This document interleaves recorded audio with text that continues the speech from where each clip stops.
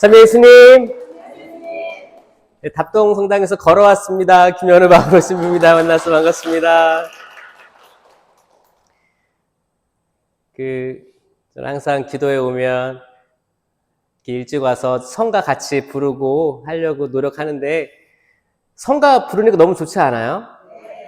가사도 기가 막히고 그냥 이게 또 눈으로만 보는 거랑 입을 벌려서 하는 거랑 달라요. 그래서 꼭 이 벌려서 한번 나중에도 따라해 보시면 너무 좋을 거예요. 그리고 또 율동 봉사 하시는 거 너무 이쁘죠? 세상에 어떻게 저렇게 이쁜 걸 또 이렇게 어디서 구했대 저걸? 이렇게 한복집에서 구했어요? 너무 이쁘고 아유 수고 많습니다. 하느님의 축복 가득 받으시길 바래요. 특별히 뭐 힘들고 뭐 이렇게 복잡하다고 해도 복은 다 주어져요. 하느님께서는 의인에게나 악인에게나 똑같이 하늘의 빛과 하늘의 비를 또 내려주시잖아요. 내려주시는 거예요. 근데 그거를 이제 자유의지로 의식하면서 받는 영혼과 자유의지가 아니고 그냥 이거 뭐야? 이렇게 받는 영혼은 틀리겠죠. 우리는 하느님께서 주시는 큰 축복을 꼭 의식하면서 받길 바랍니다.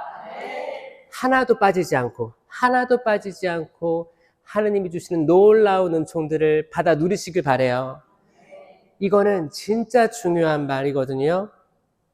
수많은 사람들이 그냥 스쳐 지나가요. 저 걸어오는데 퇴근길인 거예요. 사람들 다 거기 동인천역 거기 지하로 막 다니는데 어떤 표정인지 알아요?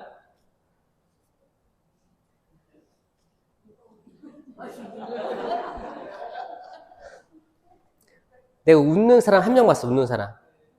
어떤 사람인지 알아요? 핸드폰 보면서 웃어. 핸드폰 보면서. 제가 그거 보면서 그렇게 퇴근하고 집에 가는 길은 얼마나 신나야 돼요. 그쵸? 집에 가면은 가족들이 반겨주고 얼마나 신나야 돼. 근데 왜 집에 가면 뭐예요? 반겨주는 사람이 없나 보다 생각이 들었어요. 집에 가면 누가 있어요? 아내가 있겠죠. 아내가 반겨줘요? 집에 가면 아들, 딸이 반겨줘요? 그래야죠. 그쵸? 당연히 그래야 되는데 왜 퇴근하는 사람도 저렇게 힘들까? 아침에 오히려 출근할 때 힘들어야 되는 거 아니에요? 또 출근할 때는 어떻게 출근하는지 알아요? 전철 타봤어. 아침에 출근할 때.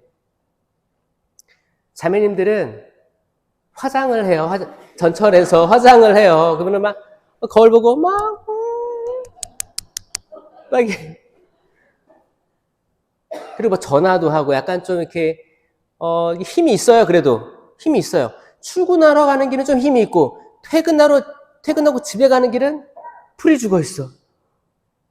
왜 그럴까? 다음날 출근해서 글쎄요. 집이 따뜻한 보금자리 였으면 좋겠다. 또 여기 있는 분들도 아마 퇴근하고 온 분들 있죠. 퇴근하고 또 미사 드리고 기도회까지 하는 사람도 있잖아요. 여러분들은 왜 나왔어요? 제정신으로 나오신 것들 또 내일 출근해야 되잖아. 근데 희한하게도 우리가 자유의지로 뭔가 시간을 할애해서 하느님께 나아가면 처음에는 가기 싫을 수도 있어요. 근데 막상 나오고 성가 부르고 율동하고 말씀 듣고 또 기도 진행하는 이분들 기도 안 하면은 진행 못 합니다. 이분들이 진행하는 걸 보면 이분들이 이렇게 기도를 하고 준비했구나 이걸 또 느낄 수 있어요. 또 찬양하시는 분들 이분들 기도 안 하고 찬양 준비 못 합니다. 그거를 간접적으로 듣는 거예요. 이거 다 에너지 얻는 거거든요. 에너지인데 좋은 에너지들이에요. 너무 좋아요. 자, 우리 옆에 사람 쳐다보세요. 좋은 에너지를 주세요. 좋은 에너지를 주는 거야. 눈으로 주고, 눈웃음으로 주고, 코웃음으로 주고, 미소도 띄고, 이렇게 줘야 돼요. 우리가 그 미사할 때, 저는 하이라이트라고 표현을 합니다. 하이라이트는 성체성사죠. 하이라이트로 진행하기 위해서 바로 전에 있는 예식이 뭐예요? 평화의 인사라는 예식이 있잖아요. 그래서 평화를 빕니다 하시죠? 그렇게 평화를 빕니다. 해볼게요. 시작! 평화를 빕니다. 평화를 빕니다. 평화를 빕니다. 평화를 빕니다. 평화를 빕니다. 이 평화 인사를 잘 해야지 영성체까지 쫙 잘 갈 수 있어요. 이 평화 인사 때 때로는 우리가 마음이 다쳐서 평화 인사할 때 있어요. 그러니까 좀 짜증나는 일이 있어. 기분이 별로 안 좋아. 또 내 옆에 있는 사람은 항상 그 자리에 앉는 사람이야. 얼굴 보면 짜증나. 그래서 안 봐. 보는 척 만 척. 또 미사포까지 쓰면 안 보여. 평화 인사 때 여러분 옆에 사람을 바꾸려면 내가 자리 바꿔야 돼요. 성당 사람들 대부분 그 자리에 앉거든요. 좀 옮겨 다니세요. 그래가지고 내 옆에 사람이 옆에, 앞에, 뒤에 사람이 좀 새로운 사람이었으면 좋겠어요. 그래서 반갑게 해주세요. 평화를 빕니다. 지금 영성체 모시기 직전인데 자매님, 형제님 마음에 평화를 빌어드립니다. 오늘 주제는 평화거든요. 평화. 평화 위해서 기도하겠습니다. 성부와 성자와 성령의 이름으로 아멘. 주님, 평화를 주소서. 평화를 주소서. 미움이 있는 곳에 사랑을, 다툼이 있는 곳에 용서를 주님 허락하여 주십시오. 평화를 주시고 이 평화가 길이 남게 하여 주십시오. 지금 내 옆에 있는 누군가가 마음에 평화가 없다면 주님 그 사람 마음을 여시어 당신의 평화를 받아들이게 하여 주시옵소서. 인간이란 한낱 먼지일 따름입니다. 인간이란 한낱 먼지일 따름이고 목이 뻣뻣한 백성입니다. 그렇기 때문에 당신의 힘 있는 전구가 필요합니다.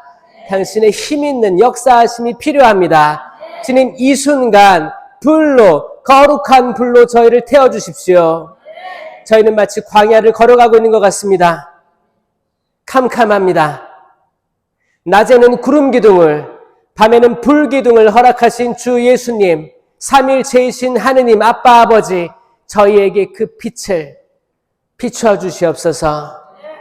제가 그 빛을 보고 그 모든 난관과 어려움을 헤쳐 이겨낼 것입니다. 주님 도와주시고 보호하여 주시옵소서. 저희의 나약하고 이리저리 흔들리는 마음들 바로잡아 주시옵소서. 당신께 집중하게 하시고 오직 한 분이신 당신께 저희의 모든 흠숭과 기쁨과 찬양을 온전히 당신께 드리게 하여 주시옵소서. 이 모든 기도 우리 주 예수 그리스도를 통하여 비나이다. 성부와 성자와 성령의 이름으로 아멘. 참 예수님. 예뻐라. 이렇게 웃으니까 좋잖아요. 여러분 그 코미디 프로를 보면서 웃는 거는 웃는 게 아니에요. 그 억지 웃음이에요. 아까 지나가던 한 명 웃는 사람 봤는데 이거 보면서 깔깔깔 웃는 거예요. 이어폰 끼고. 그거 진짜 기쁨의 웃음이 아닙니다. 기쁨의 웃음, 미소는 보이지 않는 가치들을 발견할 때 기쁘거든요. 예를 들어서 책을 한 권 다 읽었어. 제가 오늘 읽었던 책은 전쟁과 평화라는 두꺼운 책이에요. 그거를 오랜만에 읽었는데 계속 전쟁, 평화 이게 지금 화두잖아요. 뭘까? 평화가 뭘까요? 그 읽으면서 사실 이런 두꺼운 책을 읽으면 약간 산을 정복하는 기분이 들기도 해요. 어떤 어려운 책들 읽을 때. 그러면 성경책 읽으면 얼마나 기쁠까요? 성경책 두껍잖아요. 이거 다 읽으면 그 기쁨이 있어요. 필사 다 하시는데 기쁨이 있습니다. 그거를 하는 거예요. 기뻤는데 저 아까 읽으면서 그 평화가 뭘까? 평화에 대해서 떠올렸습니다. 하루 종일 평화. 평화가 뭘까? 그러다가 성경책을 읽는데 시편을 읽는데 시편 34편에서 좀 멈추게 되더라고요. 여러분들이 어떤 느낌인지 알아요? 성경책을 쫙 펴서 읽는 게 아니에요. 성경을 읽고 있어요. 이렇게 매일사책도 아니고 성경 두꺼운 거 읽다가 이 부분 좀 머물고 싶다라는 느낌이 이거는 읽어본 사람만 아는데. 많이 읽죠, 여기? 여러분, 통건으로 많이 읽으세요. 이게 기가 막히게 하느님께서 메시지를 주세요. 34편 들고 왔어요. 그 맨 위에 뭐라고 되어 있냐면 그 상황을 얘기해 줍니다. 다윗, 그가 아비멜렉 앞에서, 아비멜렉은 왕이에요. 이방민족 왕이었어요. 정신이 나간 채 하며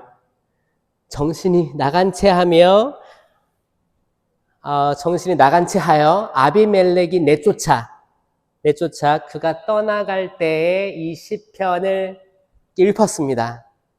이게 어떤 상황인지 대충 감이 와요? 여러분, 그 다윗이 약간 침 질질 흘리고 미친 척 하는 거 기억나요? 왜 그랬는지 기억나요?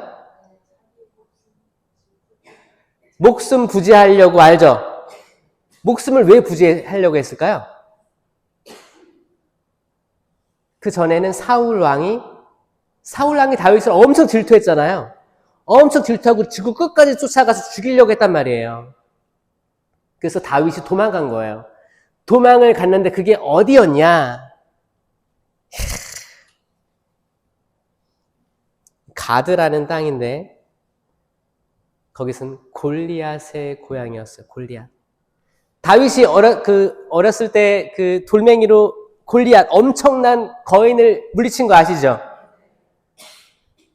그때는 진짜 의기양양했던 것 같아요. 그 다부진 체구에 이렇게 골리앗과 대등한 키가 아니었죠. 작은 소년이었잖아요. 갑옷도 입으니까 너무 커가지고, 아니 지금 스몰 사이즈 입어야 되는데 2X 라지를 주니까 이렇게 크잖아요. 이게 나한테 안 맞는 거야. 다 벗어버리고 나가가지고 맨몸으로 골리앗을 상대했던 다윗인데, 그리고 이제 사울은 수천을 치셨고 다윗은 수만을 치셨네. 와, 승승장구. 그러니까 이제 사울의 눈밖에 나죠. 그리고 이제 이렇게 막 죽이려고 하는 거예요. 그리고 이제 도망치는 거예요. 목숨을 부지하려고 간 겁니다. 이방 땅으로. 심지어 자기가 물리쳤던 골리앗의 땅으로. 여기는 안 쫓아오겠지. 안전하겠지. 그때 시편에서 뭐라고 하냐? 나 언제나 주님을 찬미하리라. 아멘. 이거 시편은 진짜 한 문장 한 문장이 아멘이에요. 이거 아멘이 안 나올 수가 없어요. 자, 그 상황이면 뭐예요? 절박한 상황이고 지금 숨어 있다가 걸린 거야. 걸렸는데 난지 못 알아보게 하려고 그 민족의 대빵이죠. 어떻게 보면 거대한 최고의 으뜸가는 장수 골리앗을 죽인 사람이 거기 있잖아요.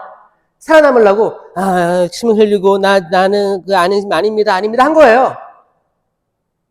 근데 걸리니까 쫓겨나오면서 한 거예요. 나 주님을 찬미하리라. 언제나 내 입에 늘 그분의 찬양이 있으리라. 아멘. 그러니까 우리 찬양해야 될 이유입니다, 여러분. 우리가 힘들어도 고통스러워도 뭔가 내 뜻대로 안 풀려도 찬양을 해야 되는 이유예요. 아멘. 찬양한 여러분들 축하드리고 감사해요. 그리고 저는 특별히 전국에서 봉사하시는 찬양 봉사자들에게 힘을 실어주고 싶어요. 찬양 봉사자들 정말 넉넉지 않은 상황에서 합니다. 왜? 찬양이 좋아서 하는 거예요. 그래서 이분들을 특별히 화사기도 많이 해줘야 돼요. 저분들 지치지 않고 찬양을 인도할 수 있게 어디 성당이든 이렇게 하다 보면 마음이 쭈그려져 있던 사람들도 나중에는 입이 조금씩 벌려져요. 처음에는 박수 안 치다가 한 몇 곡 하잖아요. 세 곡, 네 곡 하면 해볼까? 이게 슬슬 마음이 열리는 거, 이게 과정이 있어요. 그러니까 처음 들어오자마자 찬양합시다 했는데 막 처음부터 하는 사람도 있어. 이건 뭐예요? 이분들은 미리 준비를 하고 들어온 거고 작정했어요. 그리고 이제 한 3곡, 4곡, 5곡째 더 슬슬 이렇게 좀 해볼까? 이렇게 손도 들어볼까? 이렇게 하는 사람들은 이제 이 찬양을 통해서 마음이 열린 사람들이에요. 그러니까 중요하죠. 아주 중요합니다. 내 영혼이 주님을 자랑하리니. 우리 자랑해요, 예수님? 자랑해요? 설령 내가 안 좋은 상황에 처했어도 주님을 자랑할 수 있습니까? 나 예수님 믿어. 나 하느님 믿어. 나 성령 하느님 알아. 성령 체험했어. 나 주님의 사도야. 자랑할 수 있어요? 자랑합시다. 성령 쇄신 봉사회, 성령 기도에 나온다는 것 자체가 저는 너무 큰, 이건 면역이에요, 면역. 그 어떤 것보다 더 큰 면역 체계를 갖춘다니까요, 여러분들. 이 기도에 저도 이렇게 하는 거 보면, 참여하면, 제가 지금 전국을 다니잖아요. 전 거기서 전국에 있는 기도회 에너지를 끌고 다녀요. 최근에도 남부지방 갔다 왔는데 그 에너지를 드릴게요. 여러분, 뜨거워요. 뜨겁습니다. 정말 뜨겁고 저 갈 때마다 치유받고 와요. 저도 때로는 힘들고 지칠 때가 있을 거 아니에요. 그리고 뭐 안 좋은 소식도 들려오고 뭐 이렇게 제가 하는 일도 뭐가 꼬일 때도 있고 행정적인 일도 다 칠 때가 있어요. 그런 것도 있고 뭐 제가 아는 지인들이 잘 안 될 때 이런 얘기 들리면 막 그럴 때 있잖아요. 가서 저도 기도하는 거예요. 당신 아니면 아무것도 아니라고. 당신 아니면 아무것도. 당신이 저의 모든 것 중에 모든 것입니다. 가장 우선순위. 이게 1계명이에요. 한 분이신 하느님을 흠숭하여라. 흠숭지례라고 하죠. 이제 공경지례랑 다른 거죠. 흠숭. 가장 위에, 그 모든 것 위에 그분이 있습니다. 내 생명 위에 그분이 있어요. 내가 가진 모든 지혜, 지식, 신령한 언어, 예언, 그 모든 은사 위에 그분이 있습니다. 나의 성공과 내가 가진 모든 인적 자원들, 뭐 관계들보다 위에 있어요. 내가 가진 모든 물질적인 것들보다 위에 있어요. 이거 할 수 있어요? 이거 신자들이 진짜 하기 어려운 것 같아요. 근데 이거 한 번도 고해성사 안 해요, 신자들. 이게 1계명인데 1계명에 어긋난 사람들이 엄청 많지만 1계명을 성찰하기까지 얼마나 많은 악이 지금 방해를 하는지 몰라요. 고해성사 들어가 있으면 대부분 뭘 구해요? 3계명에 꽂혀요. 3계명. 3계명이 뭐예요? 주의를 거룩히 지내란데 미사 빠진 것만 계속 얘기해요. 미사 빠진 것만. 근데 미사 빠진 게 3계명이 아닌데 3계명은 주의를 지켜 거룩히 지내라. 이거는 구약과 신약을 관통한 메시지를 다 이해하면서 당신께서 구세사 업적을 하셨는데 내가 이거를 망각하면서 주의를 거룩히 지내지 못했습니다. 이걸 고백하는 건데 단순히 시온님 미사 빠졌어요. 이밖에 기억이 안 나요. 죄 없는 것 같아요. 이게 아니고 이건 더 큰 건데 그리고 10계명 중에 이것만 자주 얘기를 하는 거예요. 근데 이게 다가 아닌데 왜 1계명에 대해서 고해하는 이들이 진짜 저는 0.0001% 된다고 생각하는데 여러분 나중에 한번 시도해 보세요. 1계명을 자세히 계속 읽고 성찰해 보세요. 한 분이신 하느님을 흠숭하여라. 그럼 여기에 해당되지 않는 건 다 죄잖아요. 대죄잖아요. 뭘까? 성찰하고 묵상하시면 엄청난 것들이 다가옵니다. 내가 하느님보다 돈을 사랑했구나. 내가 하느님보다 내 남편, 혹은 병상에 있는 내 아버지, 병상에 있는 내 어머니를 더 위에 뒀구나. 내 부모님의 치유를 위해서 하느님을 이용했구나. 하느님, 내 아버지 지금 살려주시면 내가 하라는 대로 다 할게요. 그 뭐예요? 살려내라는 거지. 내가 할 거 다 할 테니까. 그 뭐예요? 이 아버지가 중요한 거야. 아버지가 중요하기 때문에 하느님을 이용하는 거 아니에요? 그거 위치가 바뀐 거예요. 진짜 좋은 기도는 뭐예요? 하느님, 인간이 한낱 먼지를 따름인데 세상 돌아가는 게 이해가 되지 않습니다. 질병을 갖는 게 이해되지 않습니다. 우리 부모님 그렇게 어렸을 때 전쟁 이후에 태어나셔가지고 다 교육도 못 받고 살아오시다가 이제 살만하니까 이제 손주 손녀 태어났는데 갑자기 암에 걸려서 병원에 계십니다. 주님, 당신께서 모든 걸 주관하시니 당신 뜻대로 하소서. 당신 뜻대로 하소서. 예수님의 기도잖아요. 이게 가장 모범적인 기도라고 하잖아요. 이거를 해야 돼, 이거. 이거 해야 돼요. 때로는 성령 쇄신에서 할 수 있는 실수들이 있어요. 뭐냐? 치유에 대해서 약간 좀 강박을 가지고 약간 하느님과 딜을 할 사람들이 있어요. 실제로 있어요. 근데 이거를 조금만 다르게 생각하면 치유가 될 텐데 이것 때문에 안 되는 경우가 있어요. 뭐냐? 치유돼야만 합니다. 낫게 해주세요. 반드시 살려내세요. 이런 것들은 이게 아다르고 어다르잖아요. 그렇죠? 주님, 온전히 당신께 봉헌합니다. 주님. 그게 하느님 마음 움직이시는 거예요. 아시죠? 이렇게. 뭐 여러분 애들이, 자녀들이 나 이거 해줘 하면 해줘요? 나 이거 해줘야만 해. 해달라고 해줘. 그러면 뭐래? 엄마가 뭐래요? 아빠가 좀 약간 해주려다가도 약간 좀 늦게 해주자 이런 마음이 있죠. 아이씨, 자꾸 귀찮게 하네. 해줄까 말까 씨. 근데 만약에 어떤 지혜로운 아이가 엄마 나 또 그런 친구들은 지혜로운 친구들은 또 이렇게 좀 차분하게 또 해요. 엄마 나 하다 보니까 이게 필요한 것 같은데 엄마도 힘들지? 괜찮아. 그러면 나라도 그냥 몰래 사놓겠다. 그렇잖아요. 하느님께 우리가 하는 건 내놔라, 맡긴 거 돈 내놔라 이게 아니고 주님 당신께서 다 아시니까 당신께서 모르시겠습니까? 여러분 말하기도 전에 다 알지. 말하기도 전에 다 아십니다. 아멘. 네. 믿고 청하세요. 믿고 청하세요. 우리 다 함께 그분 이름을 높이 기리자. 이거 흠숭하는 거잖아요. 그분 이름을 높이 기리는 거. 또 두 번째 계명도 해당됩니다. 그분의 이름을 함부로 부르지 마라. 그러니까 그분의 이름을 함부로 부르는 게 아니고 높이 기르는 거예요. 그게 흠숭하는 거지. 기르는 거예요. 주님을 찾았더니 내게 응답하시고 온갖 두려움에서 나를 구하셨네. 아멘. 온갖 두려움에서 나를 구하셨네.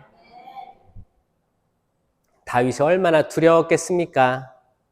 적군의 땅에서 또 내가 죽인 치명적인 상처를 입힌 그 땅에서 어떻게 죽임당할 줄 모르잖아요. 그 두려움이 있었겠죠? 두려움에서 나를 구하. 여러분들이 가진 두려움이 있을 거예요. 다양하게. 여러분들이 뭐 직장을 다니더라도 이 직장에 내가 언제까지 다닐 수 있을까? 뭐 그런 두려움. 그리고 내가 벌어들이는 소득과 또 나가는 지출에 대한 두려움. 어떤 대출도 나가는 때가 있을 거고요. 이게 또 그 갭이 줄어들 때 아니면 역전될 때 굉장히 큰 두려움이 확실히 있습니다. 그리고 남편이 직장이 얼마까지 유지될까? 또 걱정이 있어요. 뭐 연금부터 해서 자녀들이 지금쯤이면 자립을 해야 되는데 엄마 손 벌려서 생활하지 않으면 월세를 못 내고 뭐 이런 것들 지금 우리 각자의 두려운 상황들이 다 있는데 그럴 때일수록 찬미 드리고 찬송 드리고 그분의 이름을 들어 높입시다. 아멘. 할 수 있겠어요? 그런 마음이 드는 사람은 복된 거예요. 여기 오신 분들 표정 보니까 복된 사람이 많습니다. 그분께서 분명히 해결해 주실 거예요. 그분만이 해결할 수 있습니다. 주님을 바라보아라. 기쁨에 넘치고 너희 얼굴에 부끄러움이 없으리라. 야, 이거 지금 거의 죽다가 도망 다니다가 침 질질 흘리고 미친 척하고 구사일생으로 산 그 다윗이 노래한 거야, 노래. 그러니까 어떻게 보면 미친 것 같지 않아요? 아, 막 찬양하여라. 그분의 자비하심 영원하시다. 노래하는 거거든요.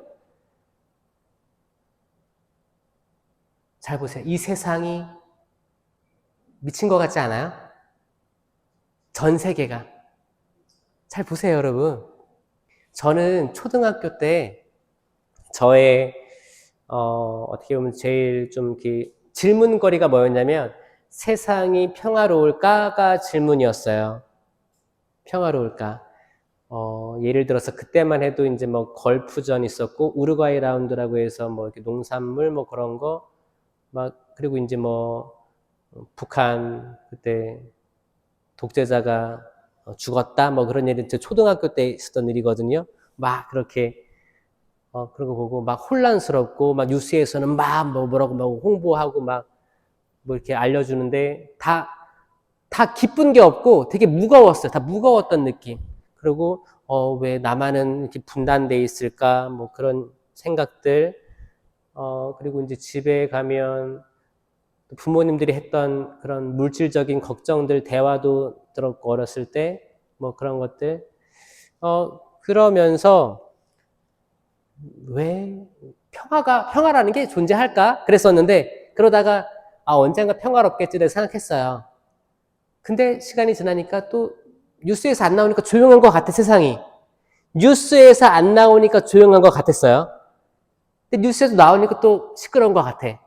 때론 뉴스를 안 봤어요, 아예. 안 보니까 조용한 것 같아. 지나가다가 신문이 이렇게 그때는 이렇게 막 신문을 밖에서 팔았죠. 이렇게 거기 버스 정류장 같은 데서 보면은 막 일면에 뭐 안 좋은 소식들 막 있어. 그러면 또 평화롭지 않은 것 같아. 신경을 안 쓰면 평화로운 것 같아. 이렇게 왔다 갔다 했거든요. 제가 오늘 읽었던 톨스토이의 전쟁과 평화도 이 얘기거든요. 그때 러시아 그리고 이제 나폴레옹, 프랑스 이 전쟁이 어쩔 땐 이기고 어쩔 때는 지고 막 이런 게 있었거든요. 그 이야기예요. 근데 신기한 게 전쟁 중에서도 그 포탄이 떨어지는 그 땅에서도 평화로운 드라마가 열렸고 그러니까 그런 거 영화 보면 그런 거 있잖아. 영화 보면 삐우 막 떨어지는데 어떤 집에서는 촛불 하나 켜놓고 깜깜한 전기도 없는 데서 뭐 식사하는 장면, 영화에서 그런 장면들 혹은 전쟁이 아닌데도 전시 상태가 아닌데도 집에서 개판이 나는 데가 있는 거예요. 집안에서 뭐 너 죽어라 나 죽어라 뭐 회사에서 직장에서 어디서 전쟁이 없는데 전쟁 같은 곳 전쟁 중인데 평화로운 환경 이거를 왔다 갔다 보여주면서 결국에는 뭐예요? 일상이 전쟁이며 평화이다 이렇게 얘기를 하거든요. 근데 이걸 잘 보다가 성경을 보니까 사실 구약 성경 쭉 보면 전쟁하고 또 잠잠한 시기, 전쟁하고 또 잠잠한 시기, 전쟁하고 잠잠한 시기가 반복되더라. 기억나시죠? 판관기만 봐도 세상이 악해지고 그럴 때 사람들이 혼란스러워하고 전쟁 일으키고 싸우고 그럴 때 판관이 쫙 등장해서 그거를 딱 정리해주고 또 평화로운 시기가 있다가 또 혼란스러워지고 이방신 숭배하고 하다가 보니까 또 혼란스러워지고 또 판관이 등장해서 해결해주는 이 성경의 역사가 이미 다 말해주고 있더라. 우리는 한동안 뉴스에서 잠잠하니까 한반도가 평화로운 줄 알았어요. 그렇죠? 근데 그 안에서 평화로웠어요? 아니에요. 수많은 젊은이가 경쟁에 또 두려움, 가족 간의 불화 아니면 또 마약에 손을 대서 헤어나올 수 없어서 물질적인 것에 더 많이 벌려고 대출까지 끌어다가 이렇게 하다가 안 되는 거 보고 좌절하고 스스로 목숨을 끊고 이미 세상은 전쟁 중이었어요. 지금도 전쟁이에요. 그렇죠? 그런데 그럼 이래서 제 요지가 뭘까요? 자, 전쟁입니다. 싸워서 이깁시다. 이런 거예요? 그게 아니라 이 전쟁은 끝나지 않을 거예요.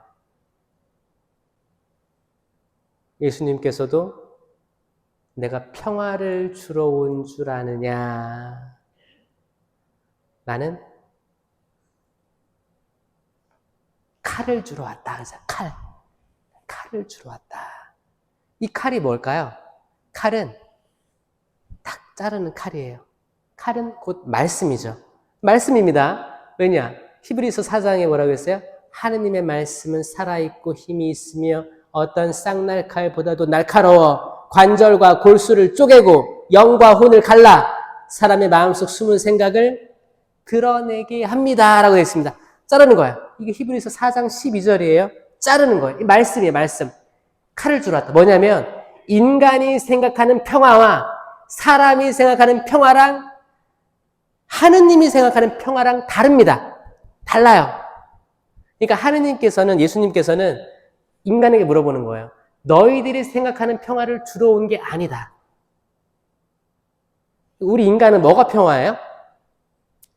그 뭐 전쟁이 없고, 그런 물질적인 전쟁이 없고, 그 뭐 자녀와 부모님 사이에 다툼이 없고, 뭐 으르렁대지 않고, 한없이 안아주고, 달라는 거 다 주고, 또 뭐야? 거기 중국집 가면,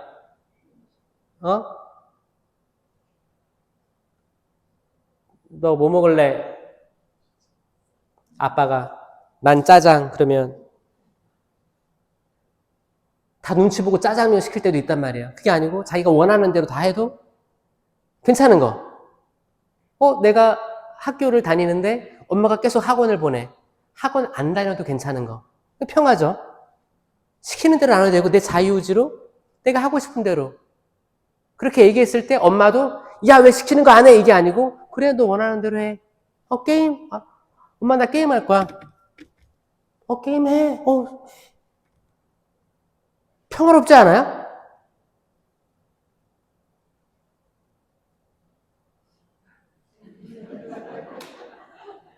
만약에 진짜 남편이 딱 거기 퇴근해가지고 집에 와가지고 조그만 상 펴가지고 순대볶음에 딱 소주 한 병 딱 가지고 이제 TV 보면서 딱 또르륵 마시면서 먹고 있어. 그럼 아내가 미사하고 들어와가지고 맨날 술 먹는다고 하지 않고 남편 술 먹네. 맛있게 먹어요. 맛있게 처음 먹어요. 이렇게 뭐 필요한 거 없어요?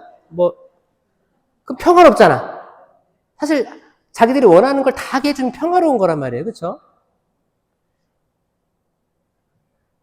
근데 하느님이 주시는 평화는 이런 평화가 아닌 거예요. 다른 거예요. 다른 거. 하느님이 주신 평화는 뭐냐? 혼란스럽고 폭풍우 같은 바다에서 그게 나에게 영향을 미치지 못하는 상황이에요. 폭풍우가 막 이렇게 파도가 올라오고 배에 물이 들이차는데 제자들은 바가지로 이렇게 퍼내잖아요, 물을. 스승님, 우리가 다 죽게 생겼습니다. 하면서 막 했어. 근데 예수님 뭐 하고 있었어요? 이렇게 주무셨는데 진짜 주무신 거예요. 진짜. 자는 척한 게 아니에요. 자는 척한 게 아니에요. 정말 너무 평안하게 주무시고 있는데 걔들이 흔들어 깨운 거예요. 예수님, 저 죽게 생겼어요. 자, 이 모습이에요. 그러니까 예수님께서 부활하신 다음에 제자들에게 나타나가지고 너희에게 평화가 있기를 이라고 한 거예요. 평화가 너희와 함께. 그걸 한 번 얘기했어요? 몇 번에 걸쳐서 얘기했어요. 평화가 있기를. 왜? 그 제자들이 모여 있었잖아요. 제자들이 서로 불신이 있었어요.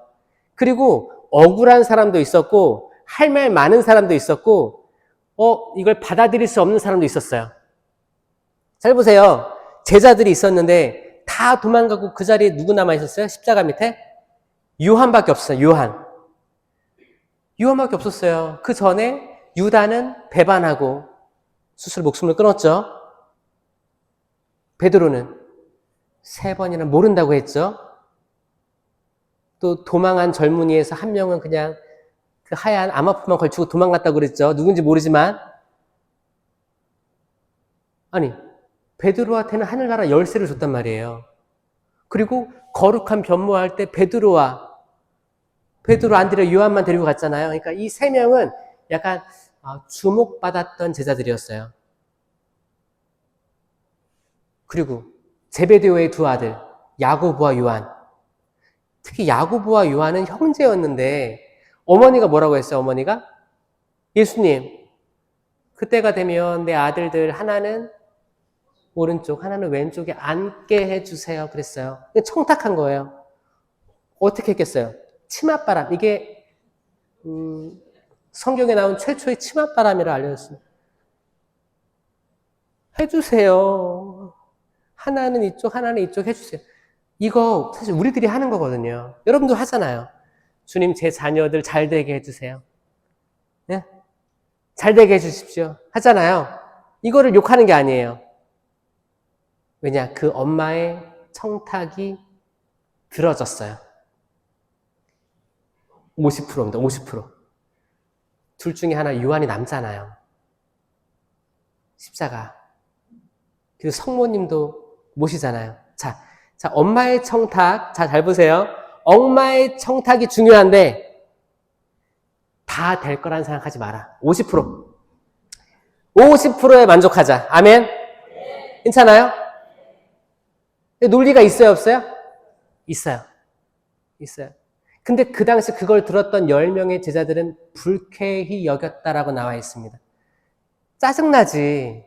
아니, 뭔데 지금 엄마가 와가지고 지금 아들들 지금 그 얘기를 하고 있어. 질투도 있었어요. 알게 모르게. 그리고 유다는 그렇게 됐지. 그 하늘나라 열쇠를 받고 거룩한 변모도 보고 그랬던 베드로도 저렇게 됐지. 야, 그러니까 그들이 다 모인 거예요. 다시 모였어.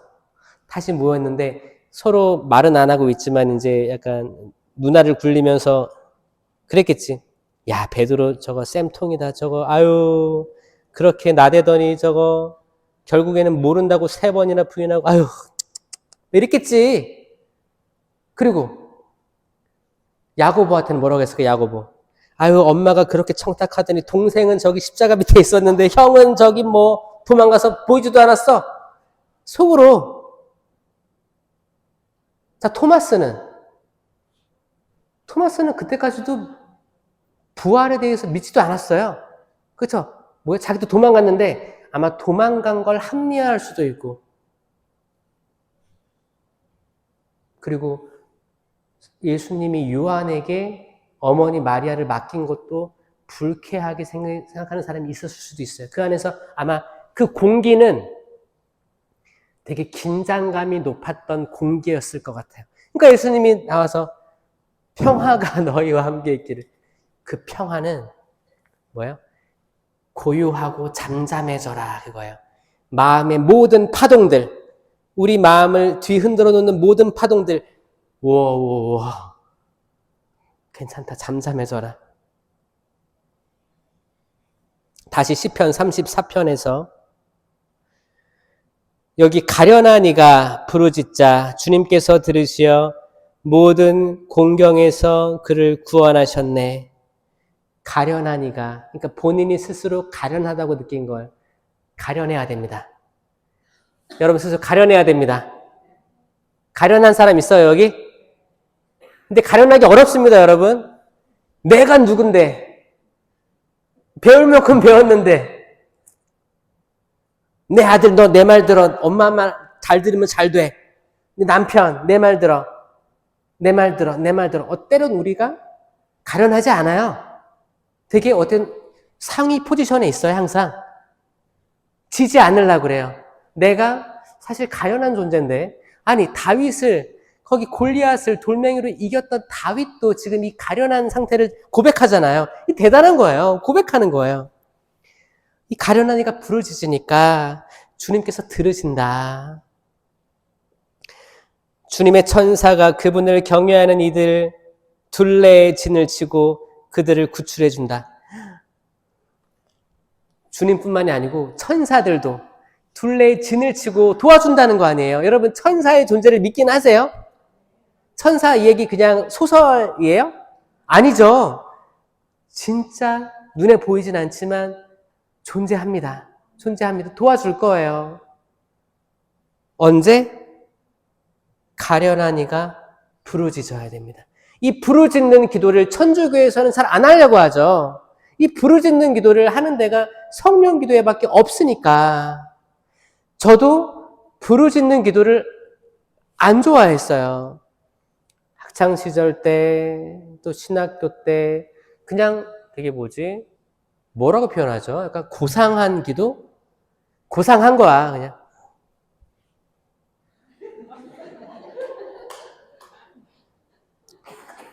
십자가 얘기를 할 때도 어머님께 청한 절도 천천히 이렇게 하고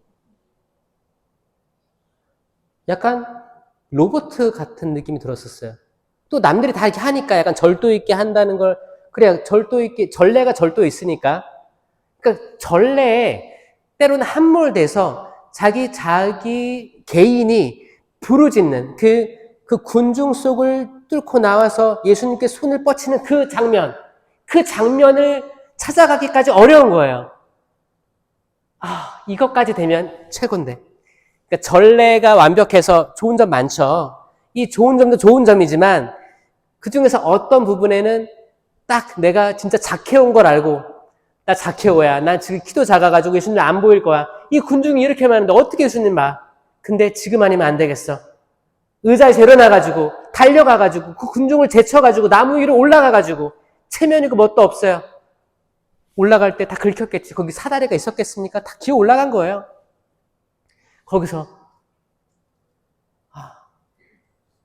예수님 나 봐주실까? 예수님 저 여기 있어요. 이렇게 얘기 안 했어요. 뭐요? 가려냈어요.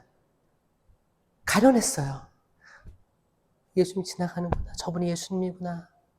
그때 예수님이 딱 보더니 뭐라고 했어요? 자케오야 내려오너라. 오늘 내가 내 집에 머물러야겠다. 아멘? 아멘입니다, 여러분. 이 가련하다는 건 절박하다는 거고 이거를 부르짖는 소리의 기도를 해야지 되는 거예요. 근데 천주교는 여러분 미사를 하고 있는데 땡 주님 이렇게 할 수 있어요, 없어요? 그럼 미친 것 같잖아. 그러니까 이런 기도 모임이 필요하다는 거예요.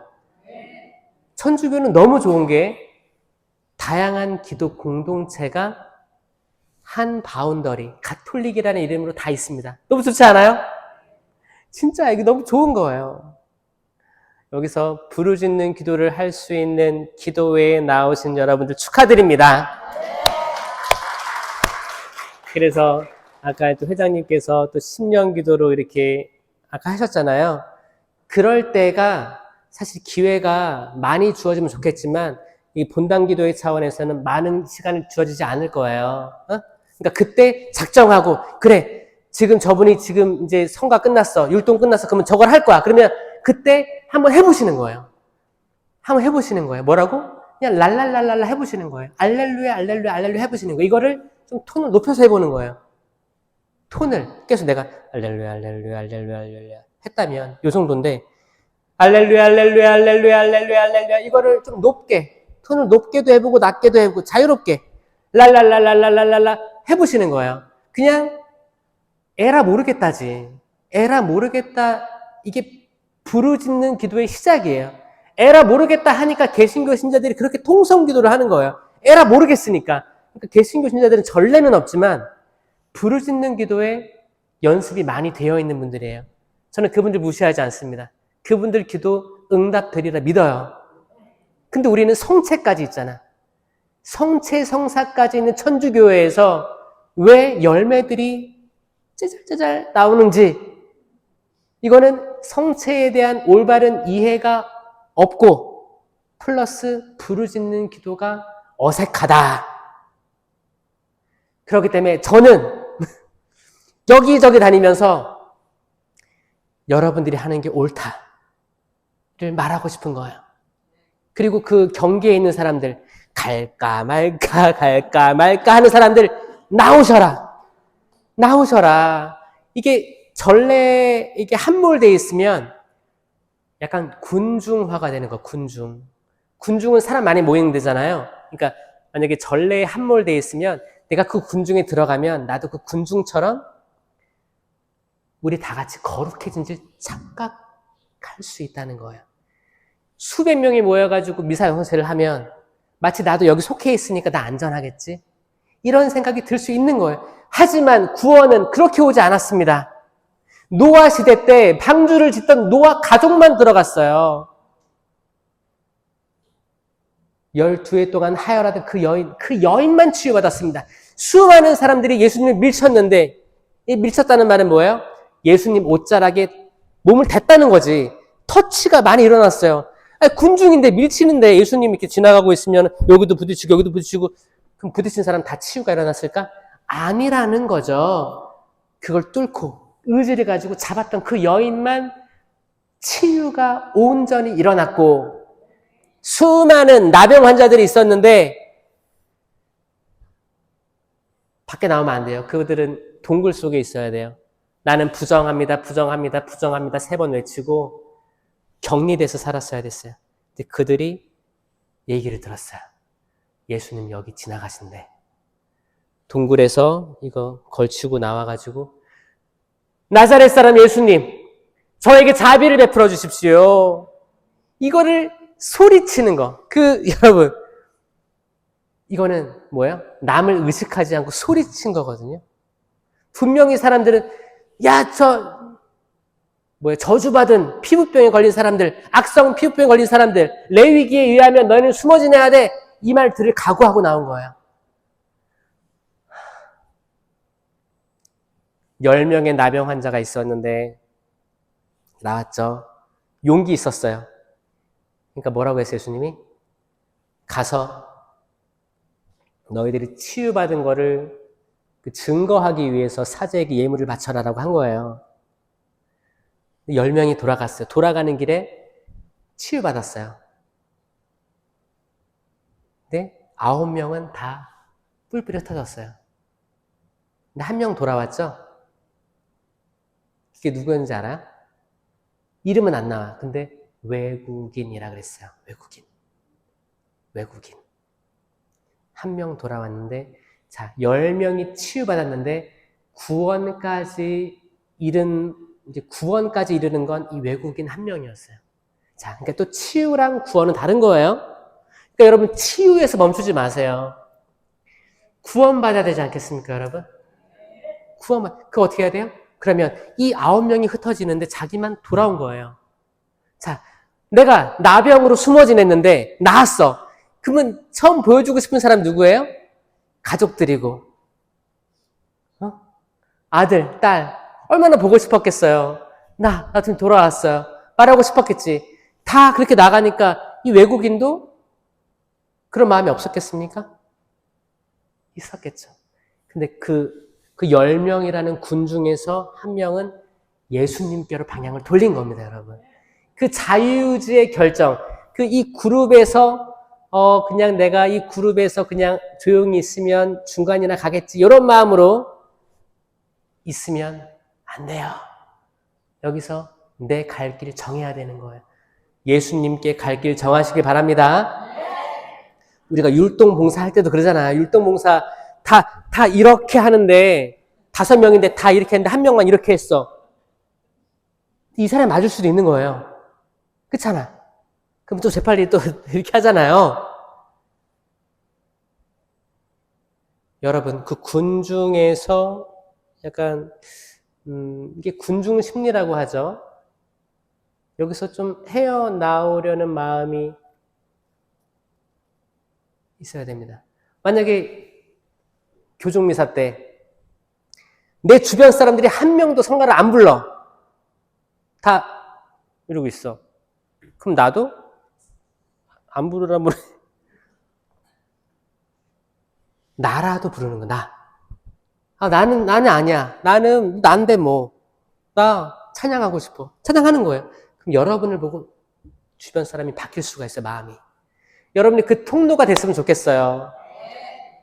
여긴 다 안 부르네. 나도 뭐. 봉헌 시간에, 다 1,000원 내네. 나도 1,000원.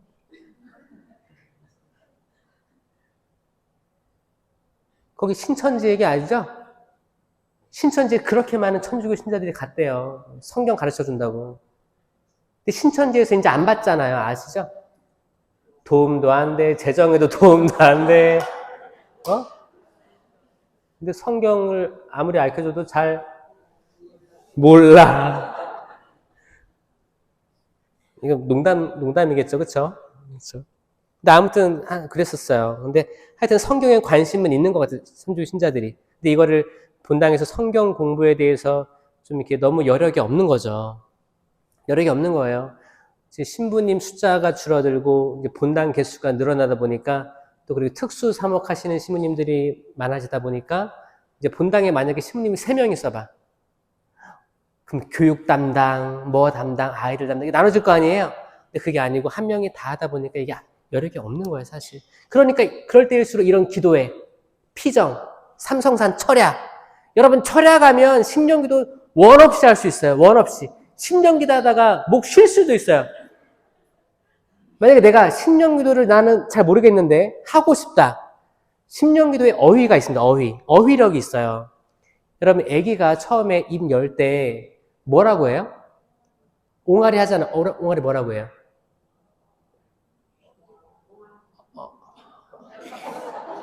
엄마, 엄마, 엄마, 엄마 하죠?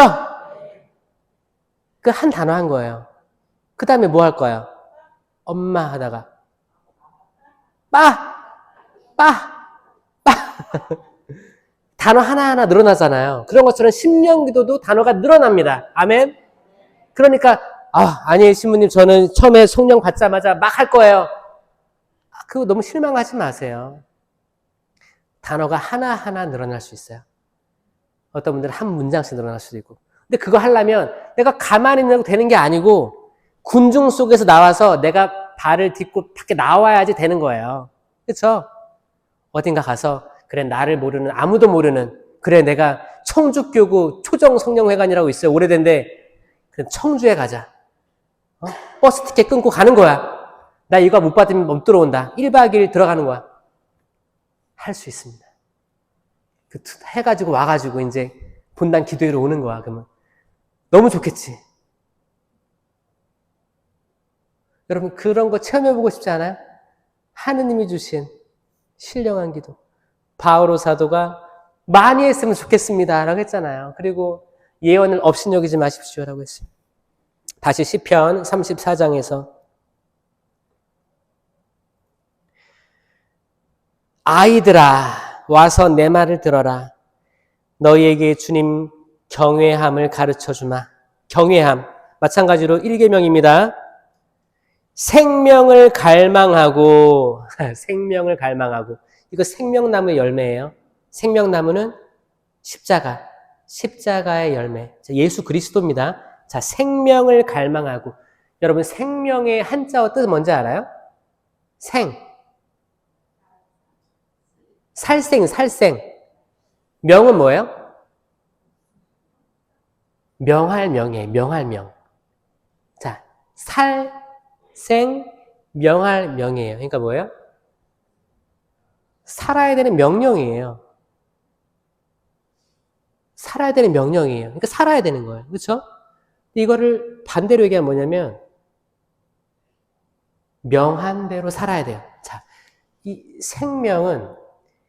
생명이 전 성경에서 핵심이라고 생각해요. 생명나무의 열매, 생명. 왜냐면 신명기에도 내가 생명과 축복, 생명과 죽음, 축복과 저주를 너희 앞에 내놓는다 하잖아요. 그거거든요. 생명을 선택해야 돼요. 축복을 선택해야 돼요. 항상. 이 생명입니다. 생명. 생명을 갈망해라. 좋은 것 보려고 장수를 바라는 이는 누구인가? 내 혀는 악을, 내 입술은 거짓된 말을 조심하여라. 악을 피하고 선을 행하며 평화를 찾고 또 추구하여라. 자, 평화를 찾고 또 추구하여라. 이게 평화에 대한 말이 이게 지금 시편 34장에 있는 거예요. 이 도망가던 다윗에게 평화를 준 거예요. 뭐가? 가련한 이라고 받아들이는 거. 그리고 악을 피하는 거. 선을 행하는 거. 혀가 악을 찾지 않는 것. 그럼으로써 평화를 누릴 수 있는 거예요. 평화가 너희와 함께. 평화가 이 송림동 성당에 오신 모든 분들과 함께. 아멘. 평화. 여러분 가슴에 이렇게 토닥해서 토닥토닥. 나 평화로워라. 남도 쳐보세요. 남도 쳐주세요. 평화로워라. 평화로워지세요. 다 지나갈 것들이에요. 평화로워지세요. 우리가 걱정한다고 해결 안 돼요. 평화로워지세요. 오직 하느님께만 그 주권이 있습니다. 아멘? 진짜예요. 진짜예요. 제발 믿으세요. 아멘? 아멘입니다. 주권이 있고 여러분들이 해야 될 건 여러분들이 속해 있는 그 군중이 있을 거예요. 어떤 단체든 가정이든 거기서 옳은 걸 위해서 가족의 평화를 가져다 주는 거, 웃음을, 기쁨을 가져다 주는 거, 그 성령의 9가지 열매 있잖아요. 갈라디아서 5장 22절 그 사랑, 기쁨, 평화, 인내, 호의, 선의, 성실, 온유, 절제 이 9가지 열매, 이 열매 맺는 삶을 위해서 노력하시는 거예요. 거기에는 질투도 없고 분노도 없고 뭐 이렇게 두고 보는 것도 없고 그렇습니다. 이 열매를 맺기 위해서는 우리가 군중에서 나와야 돼요. 만약에 내 주변 사람들이 맨날 정치 이야기를 해. 그럼 거기서 나오세요. 나오세요. 군중은 휩쓸려 가기 마련입니다. 그거 아니에요. 집안에서 가족끼리 멤버가 달라. 지지하는 게 달라. 그러면 이 사람을 내가 기필코 내 편으로 만들겠다. 이게 아니고, 이게 지금 소리 없는 전쟁이지. 그게 아니고, 그거는 비밀 투표기 때문에 그냥 각자에게 맡겨주고, 각자 맡겨주는 거예요. 그리고 자기가 하면 되는 거지. 그리고 나 누구 했다? 어쩌라고. 그 싸우자는 거지. 그게 아니고, 각자 그 하는 거고, 그런 얘기가 막 하는데 나랑 달라. 그럼 싸우게 되는 거예요. 또 어르신들도 술 한잔 먹고 싸우게 되는 그게 아니고 어떻게 하면 사랑, 기쁨, 평화, 인내, 친절, 선행, 성실, 온유, 절제, 열매가 맺히느냐가 관건이기 때문에 이걸 위해서 그 군중에서 나오십시오. 그리고 예수님께 가야 되는 거예요. 예수님께 가야 되는 거예요. 예수님은 그 파도가 많이 있었던 배 위에서 주무셨습니다. 여러분도 발 닦고 주무세요. 푹 주무세요. 잠을 잘 자야 다음날 또 생업을 위해 살아야 되지 않겠습니까? 그 성실한 삶을 살 때 하늘에서 하느님께서 야, 내 착한 종아, 내가 이 작은 일에도 성실하였으니 내가 5개의 고을을 맡기리라. 아멘. 10개의 고을을 맡기리라. 하늘의 더 높은 상급을 위해서 우리들의 의지를 조금 내려놓았으면 좋겠습니다. 영광이 성부와 성자와 성령께, 성부와 성자와 성령의 이름으로 아멘. 들어주셔서 감사합니다.